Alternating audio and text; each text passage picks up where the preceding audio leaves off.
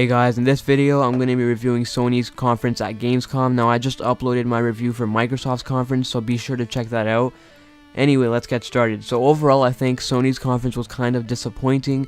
It wasn't terrible, but it was kind of disappointing. I just think that they focused too much on indie games. But they started off with 3 big trailers for Little Big Planet 3, The Order 1886, and Bloodborne. Now these 3 games are really big, like a lot of people are excited for them. After that, they announced something big. So they announced that they sold 10 million PS4s. Now this means 10 million PS4s sold to consumers, not shipped to retailers. Now Microsoft really hasn't updated the numbers for the Xbox One, which probably means that it's not doing so well. But 10 million PS4s, that's crazy. And they did all of this in just 9 months. That's crazy. Anyway, after that, they announced a bunch of new indie games. Like they announced Volume, a game that's being made by the developer of Thomas Was Alone, in case you play that.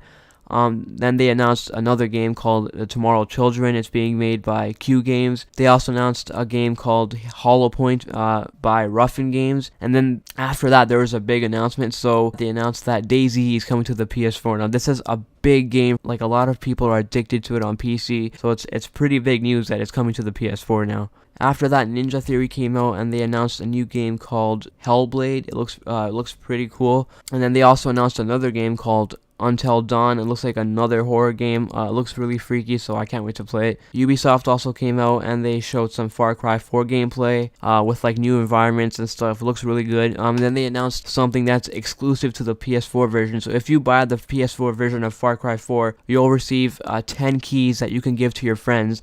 And each key allows any of your friends to play the game with you, the co-op, for 2 hours. So it's like a trial, even if they don't have the game, which is really cool. And then after that, Bungie came out and they started talking about Destiny, and they announced something big, that Destiny is the most pre-ordered new IP ever. So that's crazy. I was just thinking, like, I wonder how it would compare to GTA 5, but then again, GTA 5 isn't a new IP. But that's crazy. Like, it's the most pre-ordered new IP ever. That's big. They also announced some new expansion packs that are coming in December with like a new trailer and everything. It looked cool. Next, Sony came out and they announced the next PS4 update. It's gonna include a new feature called Share Play. Now what this does is it basically allows any PlayStation Plus member to virtually pass the controller to a friend anywhere in the world, and they can basically play the game with you even if they don't have the game. Now there has to be some catch to this. Like, you can't just let anybody play the game for as long as they want if they don't have it. Like, there has to be some kind of catch to it. Like, maybe there's a time limit, or maybe it's only for certain modes, or whatever. There has to be some kind of catch. Now after that, Hideo Kojima came out and he started talking in Japanese, and they showed some brand new Metal Gear Solid 5 gameplay. It looked cool. And then after that, they announced that PlayStation TV, which costs like $99, I think, it's coming out on November 14th for some parts of the world. And they also announced that the PlayStation Now beta is coming to Europe in 2015, starting with the UK, in case you live there. They also announced another horror game called PT. It looks really scary, so I mean, I love scary games, so I can't wait to try that out. And then Media Molecule came out and they announced that Tearaway is coming to the PS4. Now, a lot of people are mad about this because a lot of people were hoping for a brand new IP. Now, Tearaway was already on the Vita, so now it's coming to the PS4, but apparently it has like brand new levels and it's enhanced and everything, and it even has some cool features for the PS4 controller, so that should be good. And then after that, the developer of Resogun, Housemarque, they announced their new game called Alienation. Now this game looks fun and fast-paced, but I know it's going to be really good because they made Resogun. The Resogun has to be like one of my favorite indie games of all time, so you know it's going to be a good game. After that, they announced that The Vanishing of Ethan Carter is coming to the PS4. It's already on PC, I think, but now it's coming to the PS4, which is good.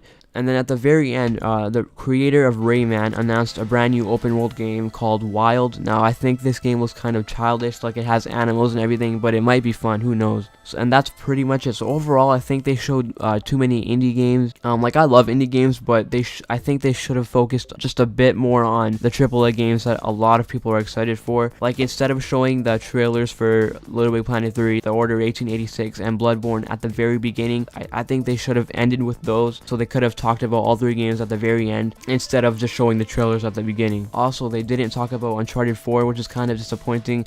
I was really hoping for some new gameplay from Naughty Dog, but we just didn't get to see that. So overall, I think it was kind of disappointing, and that's pretty much it. So let me know what you thought of the conference, and yeah, thank you for watching, and I'll see you in the next video. Peace.